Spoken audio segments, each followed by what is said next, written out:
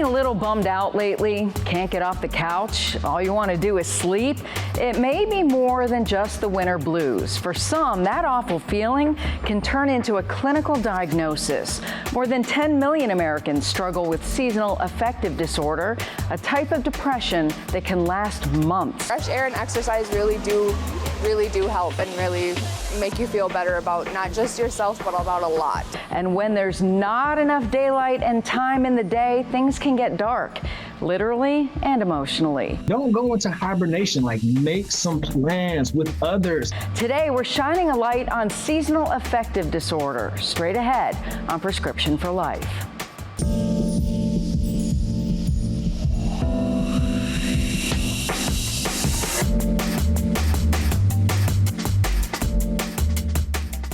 Hello and welcome to Prescription for Life. I'm Monica Robbins. If you've ever experienced the doldrums in the middle of winter, you're not alone. The changing seasons can impact a person's mental health, whether it's from summer into fall and winter, or even from winter into spring and summer. And there's more to it than just feeling a little down in the dumps. More Americans tend to deal with the severe cases of seasonal affective disorder, or SAD, during December, January, and February months. Our expert dives into this type of depression and what you can do to climb out of it, and when it might be serious enough to seek professional help. But first, a woman diagnosed with seasonal affective disorder and what she does to cope. Sharon Yu shares her story. Enter into the Minnesota Zoo's Tropics Trail, where no matter the temps outside, it's 78 degrees and humid. Yeah, he's got to fix his tail. Surrounded by lush greens, Alyssa Denzer watches and is watched, just what she needs. This cuts it. We get to see the animals at the same time. My daughter loves looking at the animals. Spending time with her kiddo helps her feel better about her seasonal affective disorder. And when that happens in a place where the only reminders of winter may be the shoes you're wearing, the impact is more vibrant. I try to go outside as much as possible because fresh air and exercise really do help and really make you feel better about not just yourself, but about a lot. Other similar places like the Meyer-Dietz Conservatory at the University of Minnesota Arboretum and the Marjorie McNeely Conservatory offer an escape from wintry conditions. The National Institute of Health identifies symptoms of seasonal affective disorder as including oversleeping, social withdrawal, feeling sluggish or agitated, especially during winter pattern SAD. NIH recommends light therapy, psychotherapy, antidepressants, and vitamin D as possible treatments for SAD. My brother has a lamp, actually, that works really well with him. He turns it on in the morning, and it definitely helps him. As for Denzer, who says she was diagnosed with SAD 10 years ago. Taking the little bits of advice, looking for positivity, and just trying to remain positive, basically. In Apple Valley, Sharon Yu, KARE 11 News. Now to our Cleveland Clinic expert on ways to cope with SAD. Joining me now is Dr. Dawn Potter, a clinical psychologist with Cleveland Clinic, talking about seasonal affective disorder. We're heading into the winter months. Tell me about SAD. Is it real? Oh, it's definitely real. Yeah, so SAD is a condition where a person has symptoms of depression that have a seasonal pattern, usually onsetting in the fall or winter and getting better by the spring or summer. There is also a more rare form of summer seasonal affective disorder, and so that would onset in the spring and tend to go away in the fall. What causes it? Is it really just the weather? It is generally the changes in sunlight, and so when it tends to the days get shorter, it's darker, people are having less exposure to sunlight, and that can cause all kinds of changes in our bodies. So it can cause changes in our biological clock, making us more sleepy, and it can cause changes in our levels of brain chemicals that help regulate our mood, like serotonin.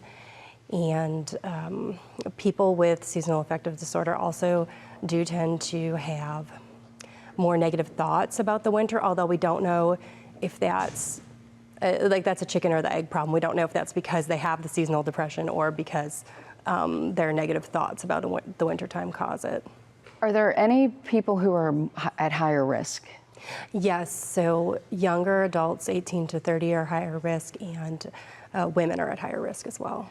So does the time change, when that happens? Does that have a huge impact on both of them? Absolutely, it can, yeah, because it can lead to changes in our sleep schedule, and especially the change in the springtime the losing some sleep can even cause a higher incidence of car accidents and things like that. So seasonal affective disorder, aside from not being thrilled about, the darker time during the winter, what are some of the symptoms? So the symptoms are the same as symptoms of major depressive disorder, which is that a person has a predominantly depressed mood or loss of interest, and they will also have some other physical symptoms like changes in their appetite, changes in their sleep patterns, feeling either physically slowed down or physically wound up and agitated.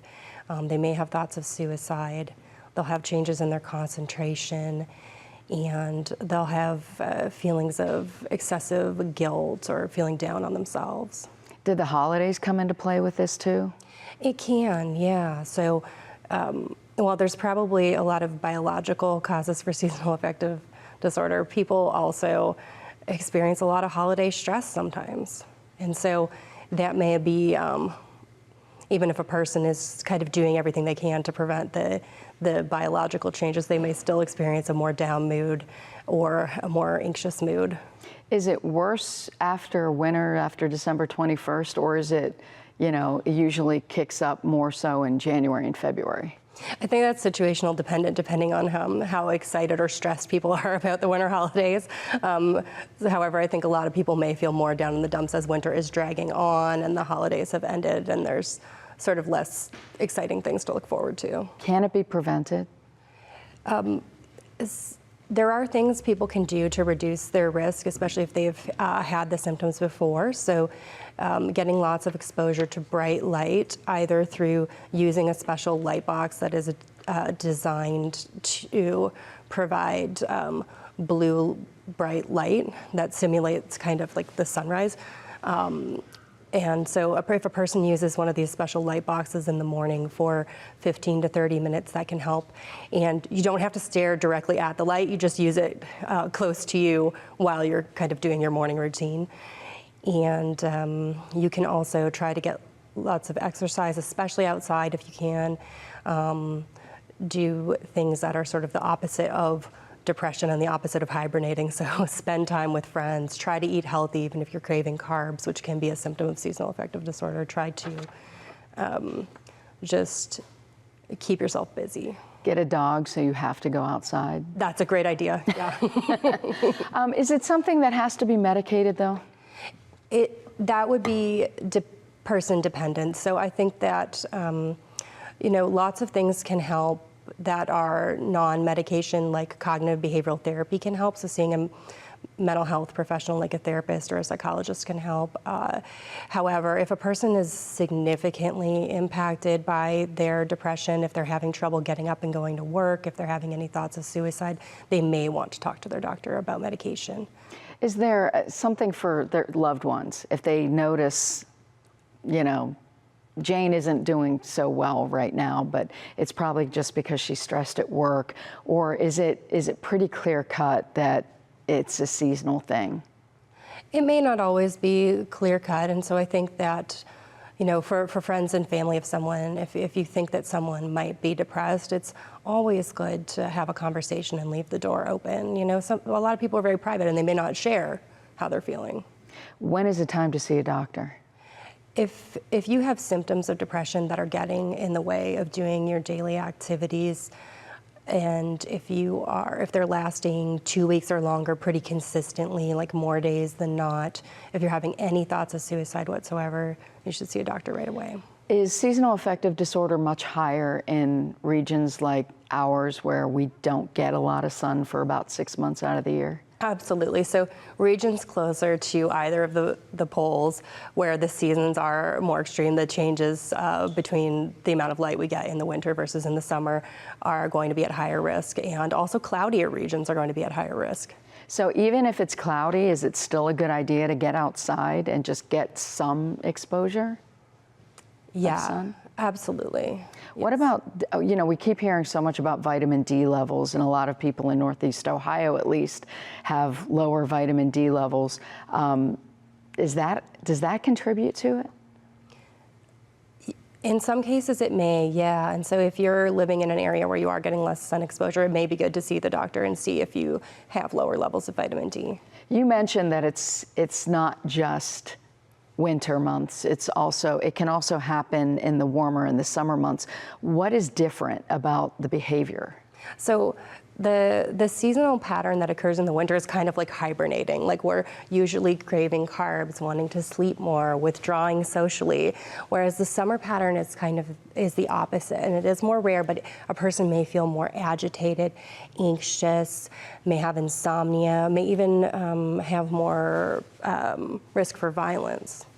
Wow, so there is a big difference between them.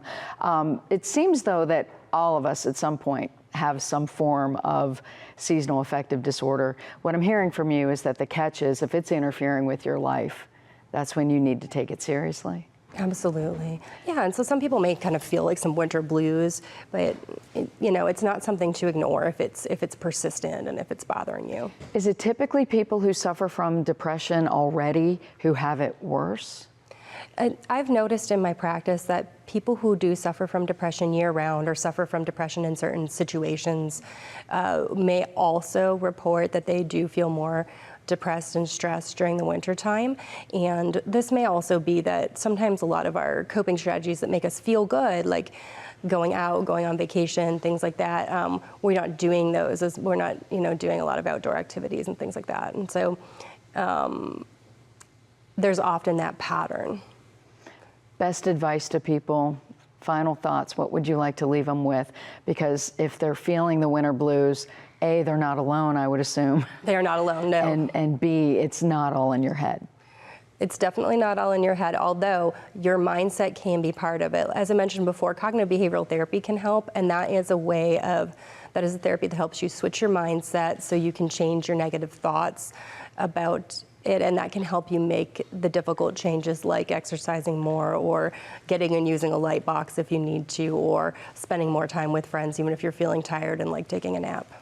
Or moving to a sunnier location. Sure, if you can. All right, Dr. Potter, thank you so much. Thank you. A diagnosis of SAD may be made after a careful mental health exam and medical history done by a psychiatrist or other mental health professional. If you're seriously struggling, you can always call or text 988, the Suicide and Crisis Lifeline. Trained crisis counselors are available for free 24 hours a day, 7 days a week. And for those who fall back an hour of when daylight saving time ends, the lack of daylight can have a significant impact on you too. How do we make those hours count? KJ Jacobs explains ways to boost your winter mood. Changes in the season can have an impact on your mental health. Novant health therapist Jaren Doby says it's a type of depression called seasonal affective disorder, or SAD. You'll see changes in energy or fatigue. You see insomnia or even hypersomnia, overeating, changes in mood, anhedonia, which is low pleasure, low interest in doing things, changes in appetite, inappropriate guilt, or decreased concentration. Those changes are so often felt as the time changes. Between summer solstice in June and winter solstice in December, the amount of sunlight decreases by nearly 5 hours. It occurs as Earth tilts away from the sun and reduces the sun's angle. And don't go into hibernation. Like, make some plans with others. Plan a date for yourself. Being able to get out and do things and move around is something that can be very much so helpful. Doby says there are ways to cope with fewer daylight hours, make the daylight hours count, embrace winter events, be active and exercise, socialize with friends and family, and also add a new hobby to your routine. And just remember, even though December 21st is the official start of winter, it's also the winter solstice. And while that may be our shortest day of light, each day afterward, we gain a minute or so of daylight. So hang in there, because things really do get brighter as we move into spring. That's all for this episode of Prescription for Life. Thank you so much for watching. I'm Monica Robbins. I'll be back here with another dose next week. Until then, wishing you good health.